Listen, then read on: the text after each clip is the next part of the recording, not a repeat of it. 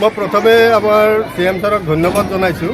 তেখেতে ফেচবুকত এটলিষ্ট আমাৰ স্কুলখনৰ বিষয়ে লিখিছে আৰু আমাৰ স্কুলখনৰ বিষয়ে জানিছে। কিন্তু যিটো ছাইনবোৰ্ড ছাৰে ফেচবুকত পোষ্ট কৰি লিখিছে, সেই ছাইনবোৰ্ডখনত আজান শংকৰ বিদ্যাপীঠ বুলি লিখা আছে। কিন্তু এই স্কুলখনৰ নাম প্ৰথমে আৰম্ভণি কৰা হৈছিল যদিও পিছলৈ ৰাইজৰ বহি আমি সকলোৱে মিলি নামটো চেঞ্জ কৰি কেতিয়াবাই শংকৰ আজান বিদ্যাপীঠ কৰা হৈছে।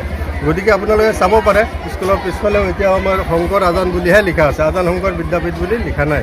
এইটো কোনোবা হয়তো দুষ্কৃতিকাৰীয়ে পুৰণা ফটো এটা লগাত পঠাই দি CM ছাৰলৈ এই কথাখিনি মানে অলপ বেলেগ ধৰণে উপস্থাপন কৰিব বিচাৰিছে। কিন্তু বিদ্যালয়খনৰ আচল নাম বৰ্তমান মইৰাবাৰী শংকৰ আজান বিদ্যাপীঠ। নাপাই দিয়ক, আমি ইয়াত হিন্দু মুছলিম বুলি কোনো ভেদাভেদ ৰখা নাই। আমি সকলোৱে হিন্দু মুছলিম মিলি জুলি ভাতৃত্বৰ দৰে থাকি ইয়াত আমি বিদ্যালয়খন চলাই আছোঁ আৰু আমাৰ এই অঞ্চলতো তেনেকুৱা কোনো ভেদাভেদ নাই। শ্ৰী দীপালী কলিতা, মোৰ হিঙত হয় ঘৰ। হিং আহিনৰ পৰা মই প্ৰতিষ্ঠা কালৰ পৰা এই বিদ্যালয়ত আছোঁ 2005 চনৰ পৰাই। তেতিয়া আমাৰ বিদ্যালয়খনৰ নাম আছিলে আজান শংকৰ বিদ্যাপীঠ।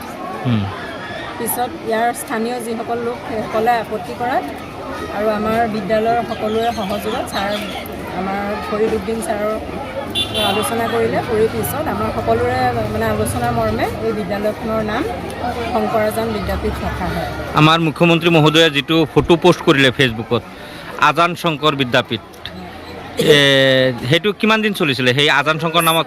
6 মাহমানহে আছিলে, 6 মাহ বছৰেক আছিলে। পিছত আৰু মানে আমি সকলোৰে আলোচনা মৰ্মে আমি পিছত কি নাম হ'ল? বিদ্যাপীঠ হিচাপে আমি নামাকৰণ কৰা